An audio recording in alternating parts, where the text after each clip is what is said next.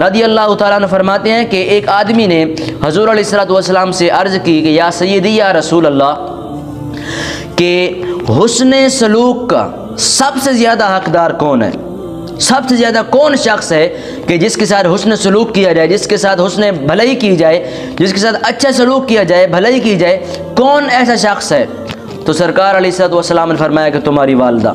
उस शख्स को फरमा दिया जिसने पूछा था ना कि सबसे ज़्यादा हुस्न सलूक के लायक कौन है, तो आपने फरमाया तुम्हारी वालदा। वो अर्ज़ करने लगा या सय्यदी या रसूलल्लाह, वालदा के बाद फिर कौन है? तो फिर सरकार अलैहिस्सलातु वस्सलाम ने फरमाया कि फिर भी तुम्हारी वालदा। दूसरी जगह पे आ गई, फिर फरमाया कि फिर कौन है? फरमाया फिर भी तुम्हारी वालदा। तीसरी मरतबा भी फरमा दिया तुम्हारी वालदा। अब चौथी मरतबा फिर उसने अर्ज़ किया या सय्यदी या रसूल अल्लाह, कि हुस्न सलूक के लिए सबसे ज़्यादा हकदार कौन है? तो फरमाया कि तुम्हारी वालदा। 4 मरतबा उसने पूछा और चारों मरतबा अल्लाह रब्बुल इज़्ज़त के महबूब सल्लल्लाहु अलैहि वसल्लम ने